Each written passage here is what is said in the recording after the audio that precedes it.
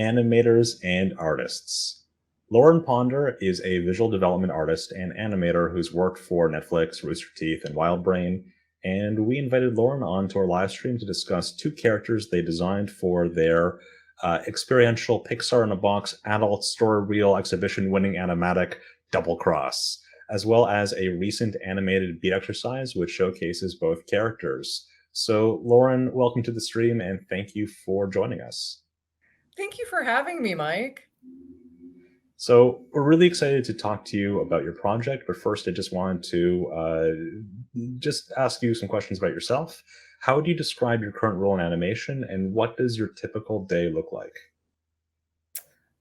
Well, thank you for asking. Currently, I am a visual developer in animation. I've like you already laid out. I've worked for Netflix, Rooster Teeth, Wildbrain, mostly pre-production.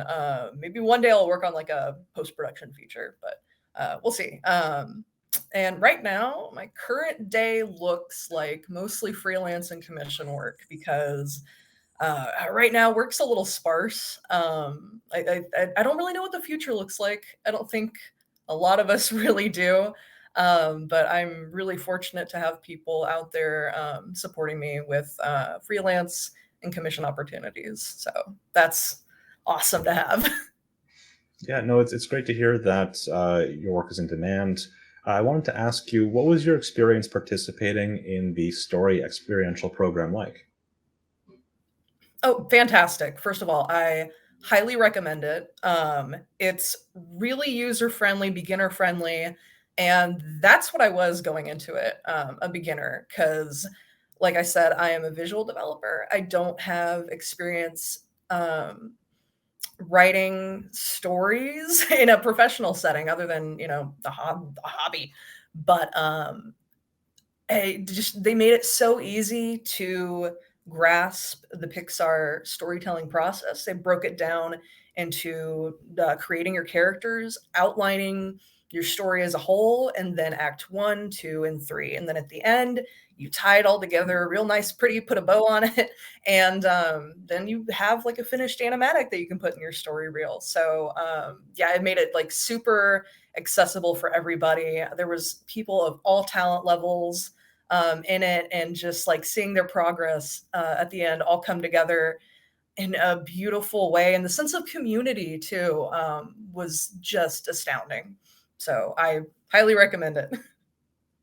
Yeah, and did you expect your short film animatic to get the reception that it did? No, honestly, because again, I have never produced an animatic from scratch. I've done 2D character animation professionally in Toon Boom, and I mean that's really about it. Years ago, I did some like on my YouTube. I have like some like animatics that I made in Windows Movie Maker, which I don't recommend, but that's why I made them because that was a consensus that you couldn't make anything good in Windows Movie Maker. So I tried to, and it was hard. So yeah, that was like the extent of my animatic experience. So I didn't expect it to be so well received, Doublecross. So let's talk about Doublecross. All right, let's talk about Doublecross. I think we should start with the characters. Can you tell us about the characters they've developed and where they came from? Jet Sam and Leon, yeah. So for the program, we were supposed to create characters for our story from scratch. I didn't necessarily, it wasn't a requirement, but I already had two characters fleshed out. Jet Sam, I think I started developing over quarantine. When I was quarantining with my mom, we were watching this show, reality series about rich yachters being terrible to the staff. And the whole time I was just thinking, wouldn't it be great if a sea monster came out of the ocean and just wrecked their day, just really gave it to them. So I drew like a little character reference of Jet Say. Maybe I'll post it someday. I don't think that it's anywhere public. Maybe I'll put it on Patreon.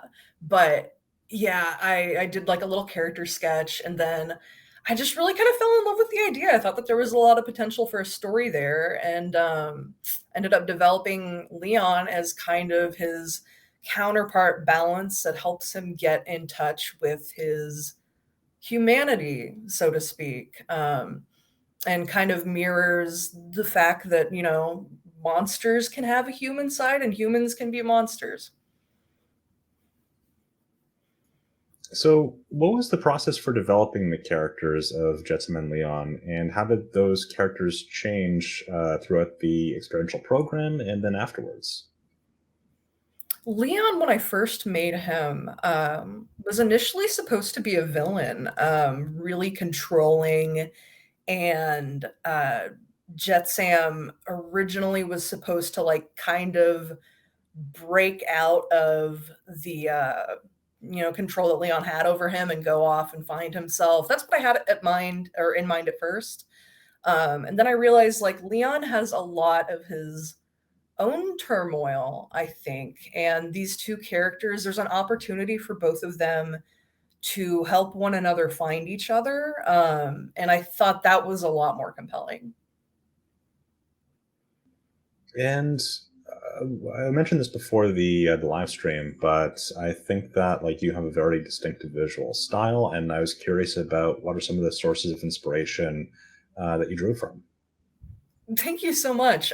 So I've been drawing like since I could hold a crayon, is what my mom says, and it's true. I think my style early on was influenced probably by the Fairly Odd Parents and Invader Zim. I was total Invader Zim kid. I love Joan Invesca's style, and it still bleeds over to my art, I think, a little bit, or maybe a lot. I can't really tell. But also, other than that, my one of my best friends, Miranda Parkin, who actually played Eileen in the animatic, she is also a fantastic storyboard artist, and like I've been living with her for 2 years, and after all that time, like I think our styles have kind of bled into one another, and she's definitely been like a huge source of inspiration for me too. So, yeah, I think that sums it up. What else can you tell us about Doublecross? Can you give us a brief synopsis of the story without getting into too many spoilers? Yeah. Okay. So, oh, without giving too many spoilers, let's see. What would I should have an elevator pitch. You'd think that I'd have one prepared. I don't. Basically, Sea Monster gets caught up in some wily shenanigans and ends up getting in touch with his humanity in a very literal way, and uncovering that humans can also be monsters. And how long did the project take to develop during the experiential program? 2 months. So what they Okay. do is you do it at your own pace, which is phenomenal. And then at the end of the 2 month development process, you can enter into their May expedition, which is what I did, or their, I think, August one. I ended up finishing Doublecross a lot sooner than I expected. I thought that I'd end up having to submit it to the August exhibition, but I just ended up falling in love with working on it, and it became kind of a passion project. And before I knew it, like it was done and ready to submit. So What was the most challenging scene for you to storyboard? ooh, so there's this scene that's supposed to be like an old-timey silent film, and as someone who hasn't seen a lot of silent films, you might wonder why. Why did I make that creative decision? And I don't know, other than it was really fun, but also hard to kind of put together, transition into, and then out of. So that was difficult. I think that one took the most time because I had a lot of different iterations of how I wanted to do that, and make it interesting without kind of delaying the pacing, which I think I would go back and like tweak some things on it ideally, but a lot of people also seem to think that like it was a lot of fun. So I'm glad I got that reception. But it was difficult. I think that part. So you came to this program with experience as a visual development artist and as an animator. How did you feel that your experience as a visual development artist influenced the way that you approach storyboarding?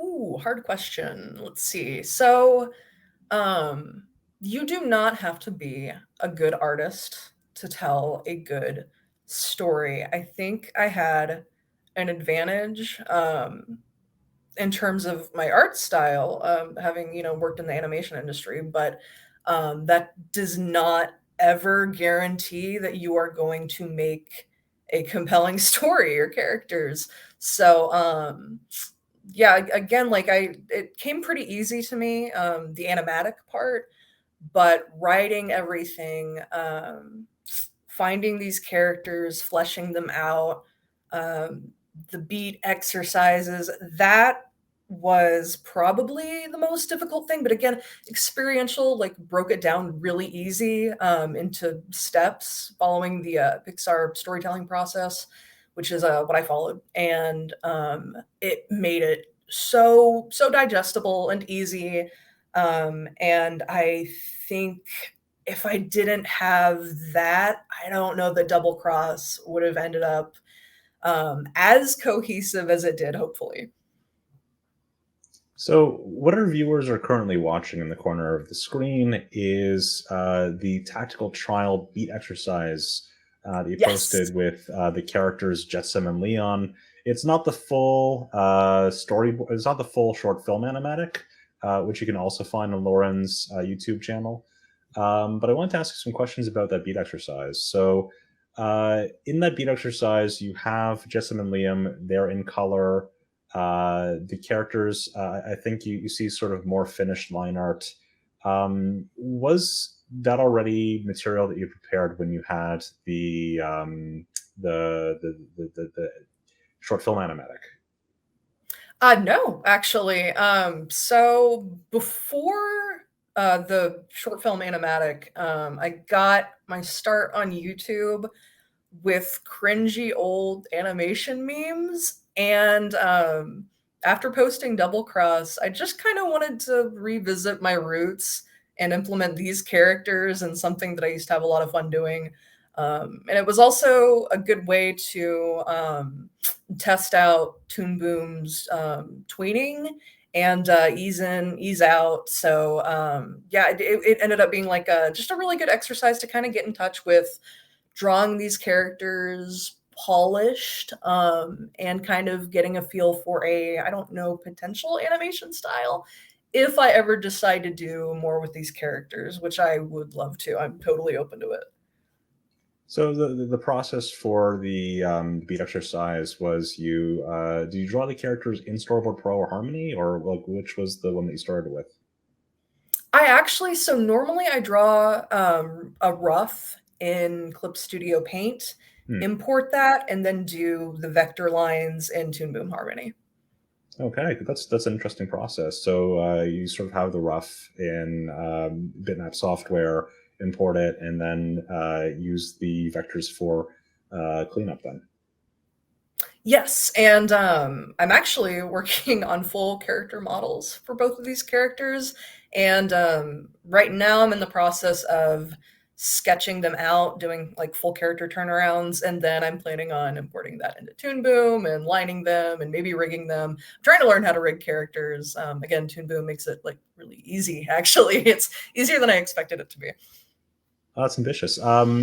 So for the beat exercise, I'm guessing that you used like a peg to sort of anchor the character to, and then animated that with swash and stretch and transformations. Yeah, spot on. Actually, yeah, the transformation tool, my favorite. Very cool. Um, what did you like learn while working on that beat exercise? A lot about tweening, and timing, which always important in animation. Um, and how kind of like to make my own transitions in Toon Boom because normally the editing program that I use is Filmora, which is really good. But if you want to create transitions in, say, Toon Boom, you gotta like kind of know the fundamentals about tweening and all that. And that was a skill that I was kind of lacking. So I'd like to think that I learned something about all of that along the way. Yeah, I mean, it's always interesting because there is software that is very easy to use, and there's software that gives you a lot of control over the process. And I think we lean towards the side of, hey, if you really want to have like the full control over how this looks, Harmony's great for that. No, it's yeah, I can't But recommend it more. it I has love a learning Harmony. curve. Yeah,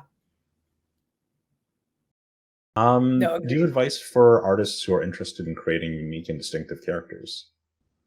Distinctive characters. Start with silhouette. Get your shape language down. Figure that out first.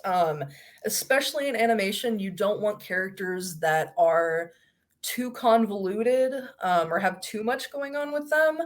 And initially, I think when I first designed Jet Sam, he had a lot going on with him, and I had to kind of backtrack and make him more animator friendly. And that's something that I run into a lot with. Let's see, I don't know how much I can talk about because some of it's NDA, but working in the industry, it's that's a common problem that you will run into if you're doing character design.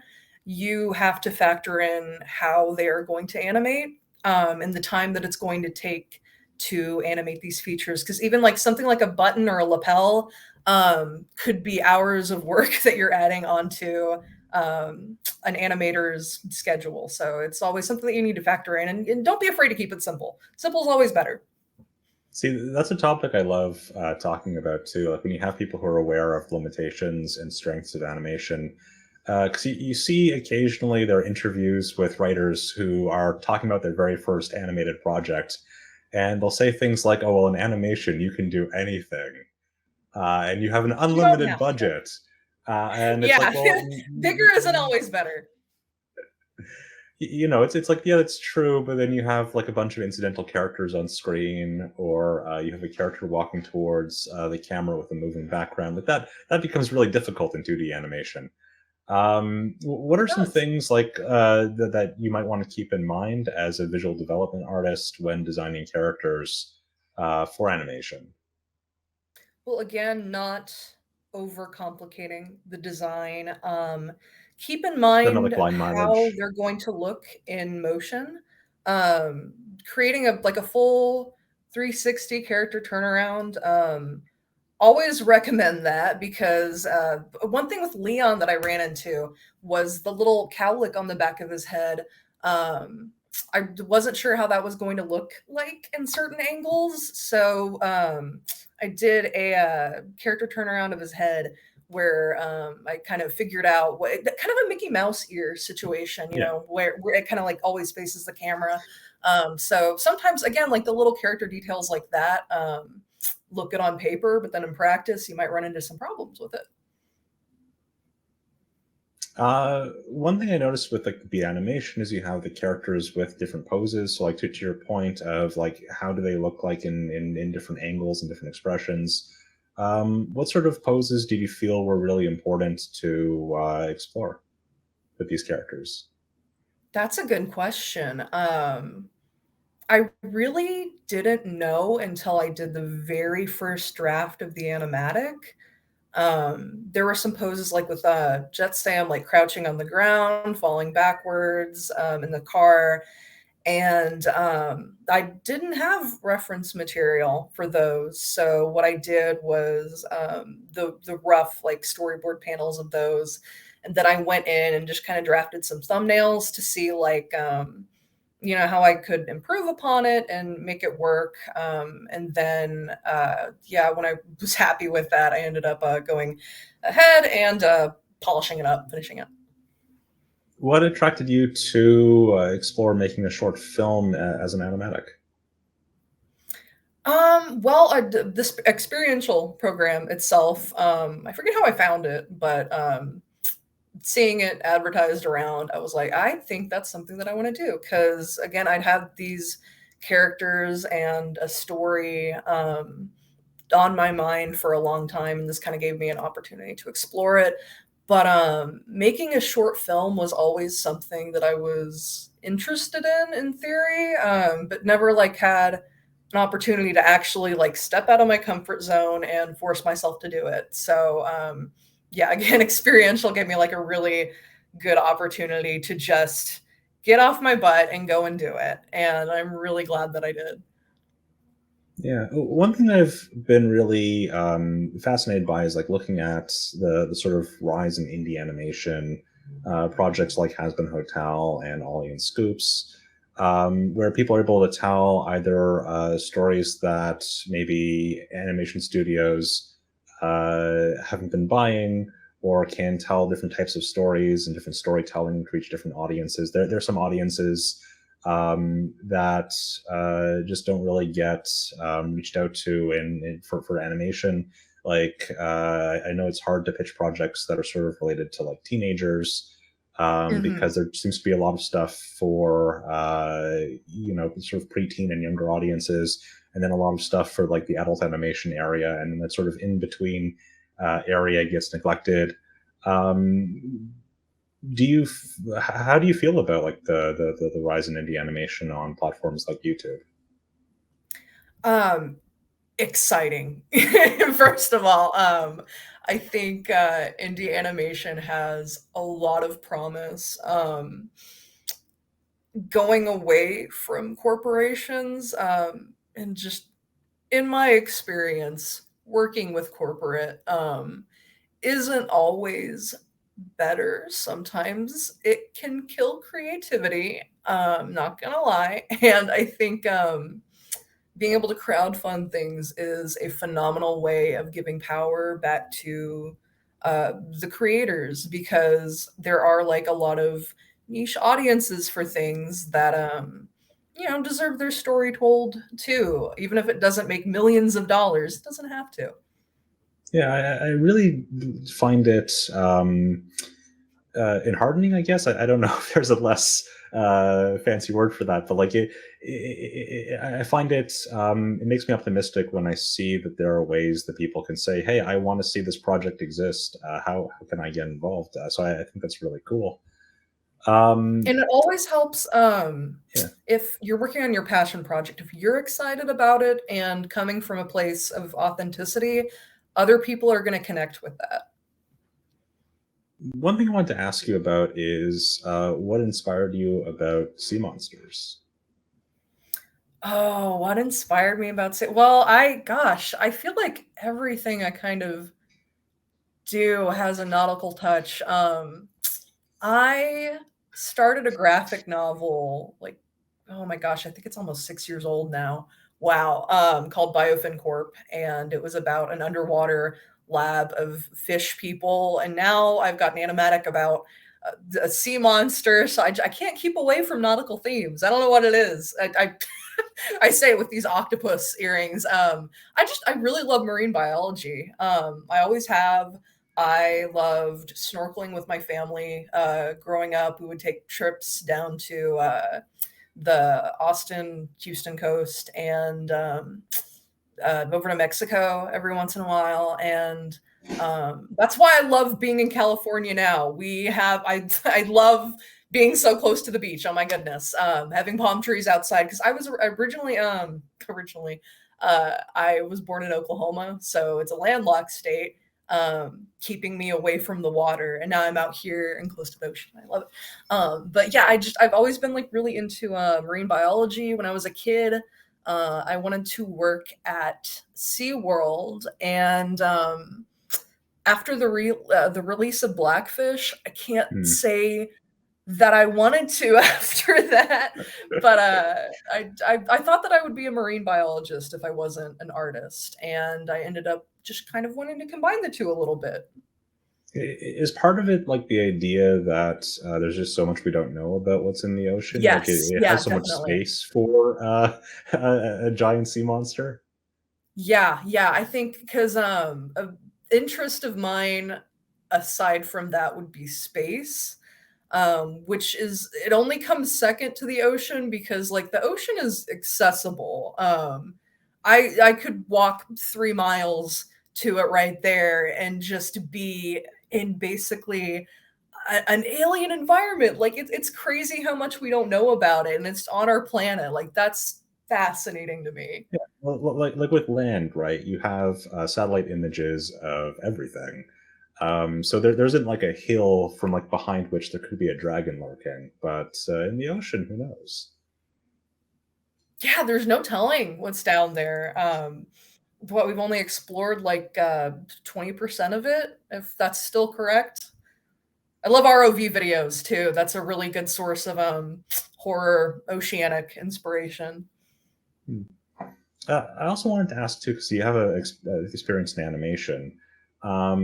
Did having more visibility onto the like animation pipeline influence the way that you storyboarded your project? I'm sorry, can you repeat that? Oh, sorry. Because you have experience with animation, I was wondering if your experience with the animation pipeline influenced the way that you approach the project. I would say so. One of the first things that I worked on in terms of like in-house animation was I was working at Surfer Jack here in Santa Monica with Swampy Marsh, Bertie Peterson, and we had a small films division at the time. And one of our clients was Adrian Pastor, and he was working on a short film that had like an animated opening and gonna pat Toon Boom on the back again because yeah, we used it to do the full length animated opening for it. I don't know if the short film is published anywhere. I know that it was making rounds in film festivals, but I am so sorry. What was the question again? We're just asking, like, if your experience in animation and like your knowledge of the animation pipeline influenced the way that you approach the storyboarding project. Oh yeah, I think it definitely like gave me a home field advantage probably, and yeah, so we used Storyboard Pro, like I said, for the like short film animation opening, and I kind of approached it with the same approach as we did for that, and it all kind of worked out. So, Well, was that the first time that you used Storyboard Pro? no, I had fiddled around with it a couple times before then, but I think that's the first time that I dipped into it professionally. Yeah, because the drawing tools in Storyboard Pro are the same as the ones in Harmony, but it is a different like way of thinking about a project because Right. it is very focused on panels. I was just wondering, like, what were some of the things that you got to try the first time while working on this project?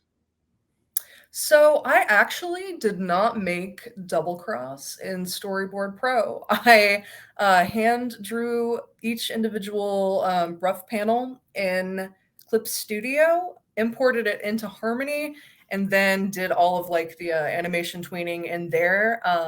Storyboard Pro has a lot of advantages. I would love to like do an animatic in it eventually. I ended up not using it for Doublecross. Okay. Oh, I mean, I've heard of people who've used Harmony for storyboarding, and that is always exciting because it is interesting to see people use their software in novel ways. Um, what do you think, like in terms of in terms of Double Cross? What scenes do you think viewers connected with the most? Connect with the most? I've seen a lot of people resonate with there's kind of a part in the third act where there's a slowdown and we get a more quiet, intimate moment with Jet Sam and Leon, and just kind of finally get like a chance to see how they bounce back and forth and interact and bring their walls down. And it seems like that resonated with a lot of people, and I'm glad. I think if I were to go forward, with writing them and exploring their story. I'd like to do more of that and kind of explore the relationship that they have. I think there are a lot of animators and storyboard artists who get really excited about action scenes, right? Like it tends to be a thing that you see a lot of like clips of like really cool flips and fight scenes. But I think sometimes acting and dialogue can be an interesting challenge where like how do you make that as captivating and as interesting as possible. How did you approach Absolutely. the dialogue and acting in Doublecross? Yeah, like you said, I would love to get better at like really tight knit animation action scenes.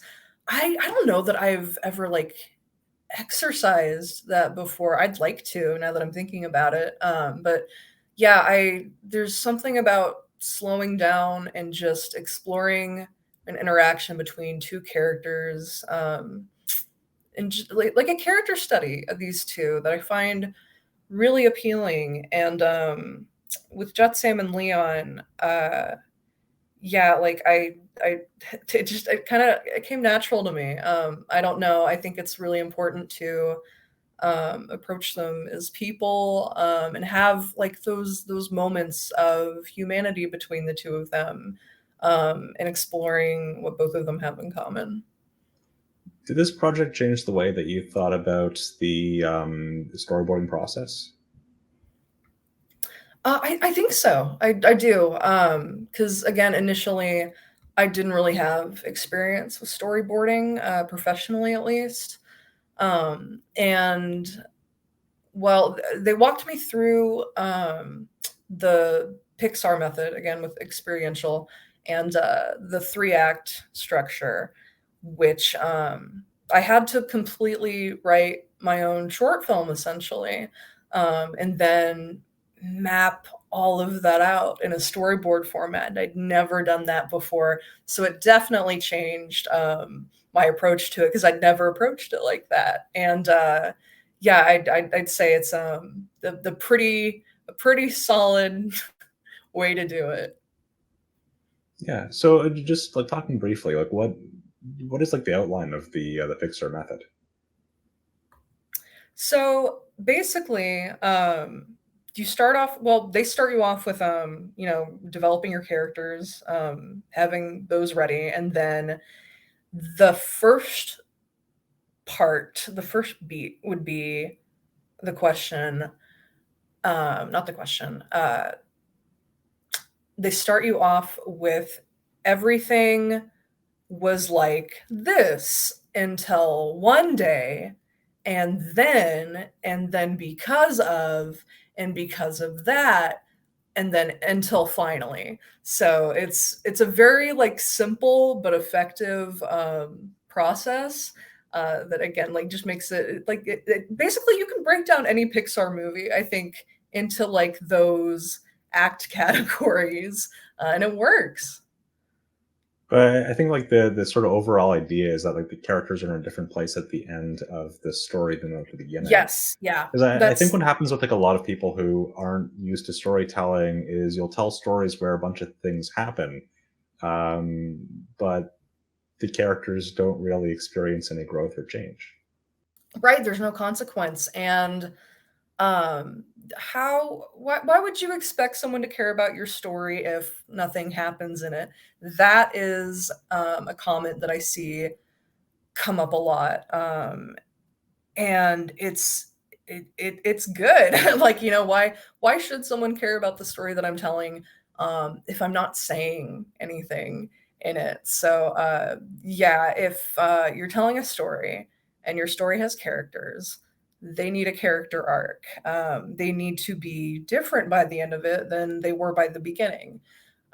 So yeah, I think Jet Sam and Leon specifically, Jetsam found like his humanity.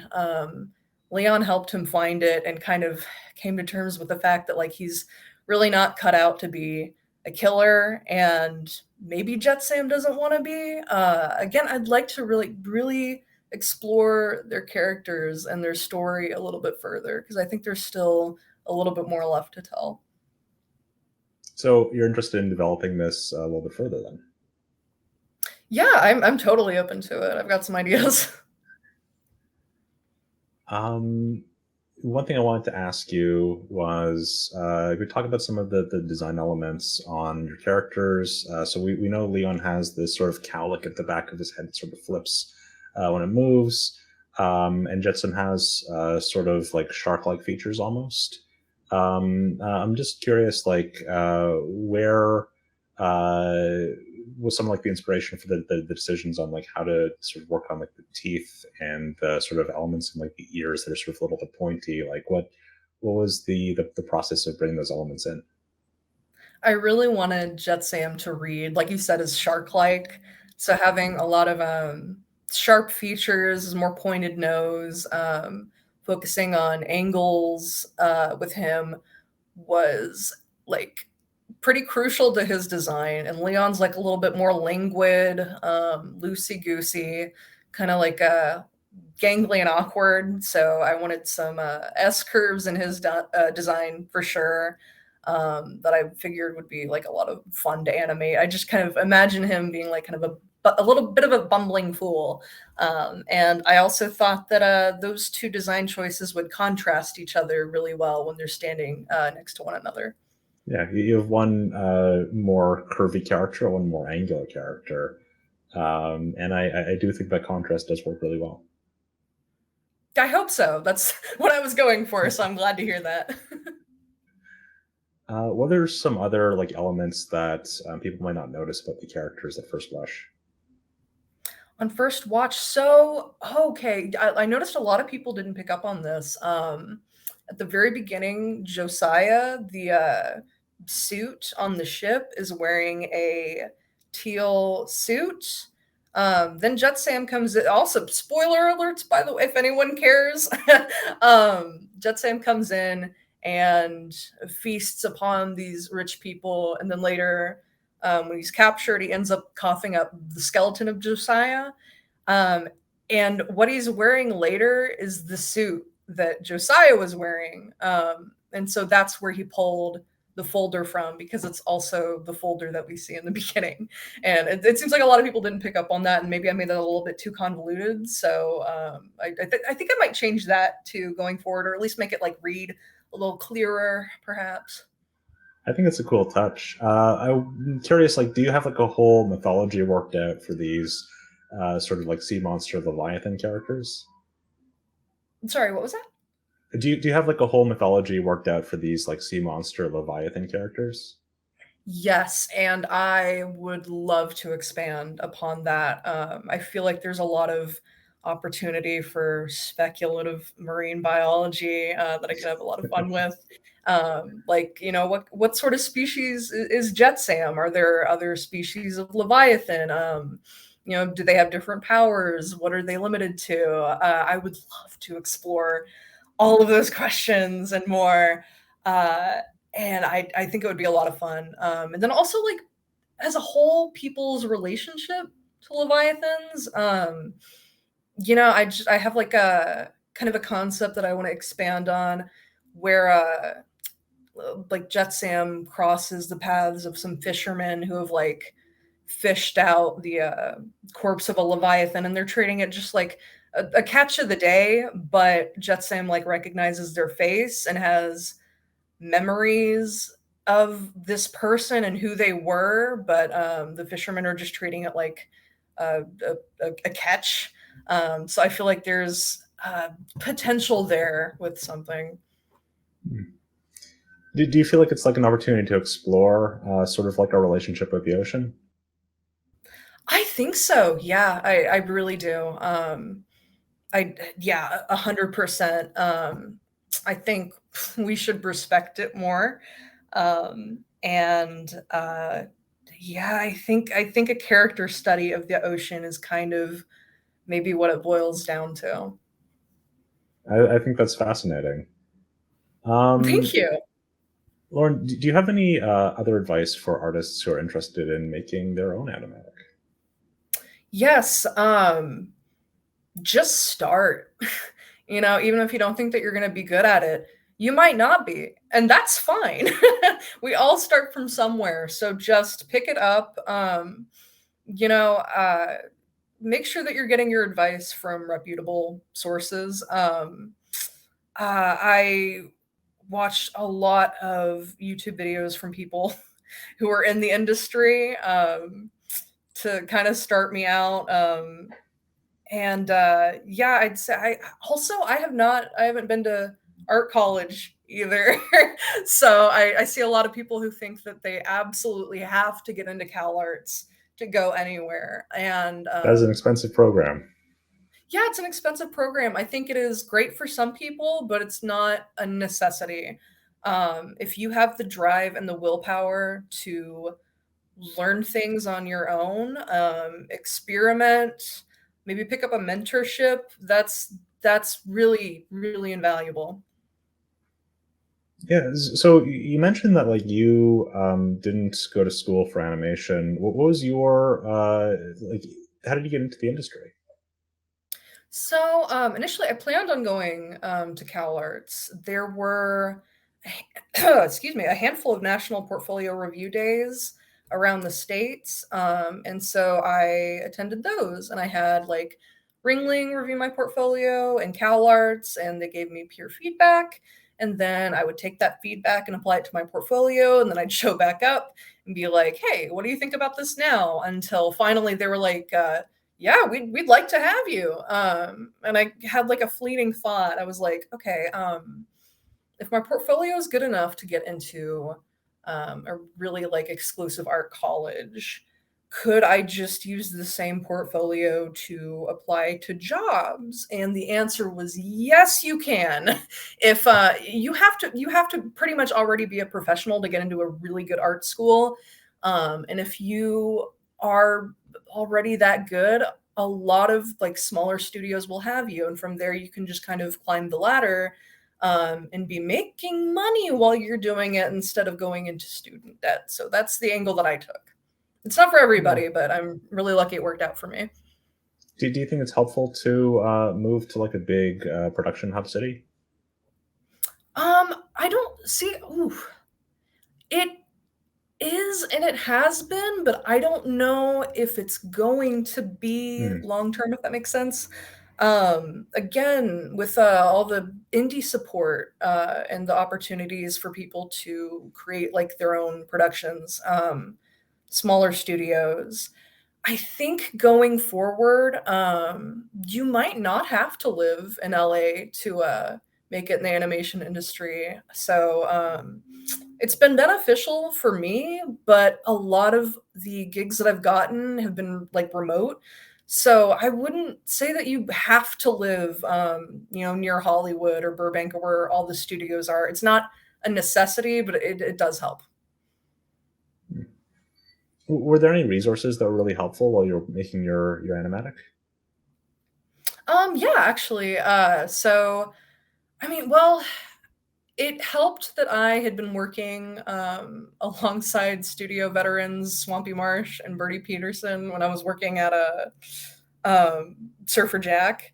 So they had given me just some really solid advice in like production in general while I was working alongside them. So I like tried to kind of apply some of the tips that they gave me. And I think honestly, yeah, I have them to thank for a lot of that. That's why I dropped them in the special thanks section because even though they didn't have anything to do with it directly, they were really fantastic mentors.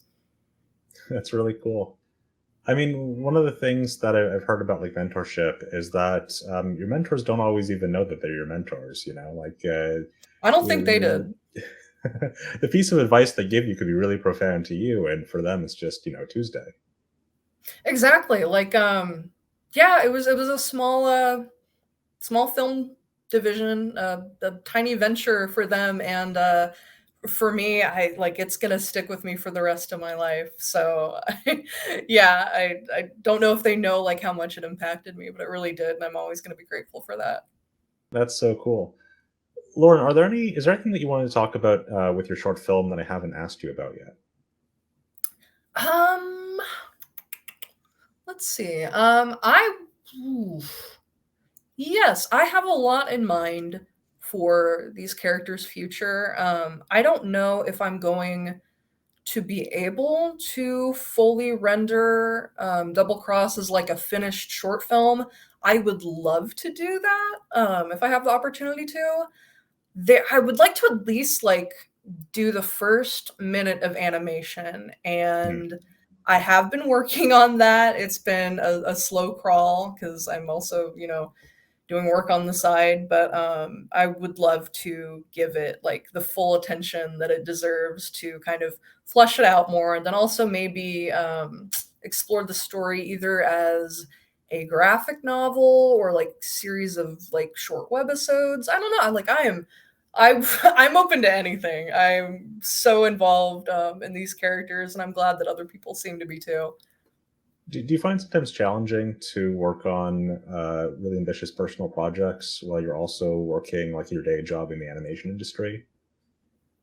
Yeah, no, it can be really challenging. But at the same time, that's why I think it's really important to be working on a passion project, because if you are super into it, it doesn't feel like an obligation, really. It's easy to just jump straight into it at the end of a long work day because that's what excites you. And again, if it excites you, it's going to excite other people.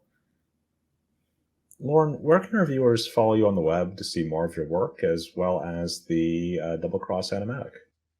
You can follow me at Avafaid, Avafaid, on Instagram and YouTube. All right. Well, thank you, Lauren, for joining us to discuss your work on Double Cross, and to our audience for joining us for today's discussion. Artists who are interested in making their own animatic can download a 21-day free trial of Storyboard Pro from the website. The website is toonboom.com. And if you're interested in character design, you won't want to miss our panel discussion next Thursday, where guest experts will discuss what artists will want to consider when designing characters for animation. So things like line mileage that Lauren has discussed will be very relevant there. So we look forward to that discussion, and be sure to tune in next week. This is news to me. I'll be there in the audience.